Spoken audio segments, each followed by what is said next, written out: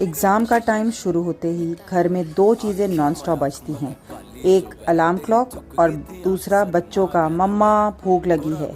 हर 30 minute में एक order, मम्मा कुछ लाइट सा, मम्मा कुछ क्रंची सा, मम्मा कुछ टेस्टी सा। अरे भाई ये रेस्टोरेंट है क्या?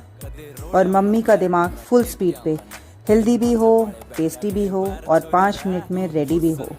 क्योंकि अगर बोरिंग हुआ तो बच्चे बोलेंगे बाद में खाऊंगा और वो बाद कभी आता नहीं। पर इस बार टेंशन ख़त्म, क्योंकि हम बना रहे हैं एक quick healthy super tasty snack जो दिमाग को भी बूस्ट करे और मुंह को भी खुश करे। और फिर सुनने को मिले, mama you are the best.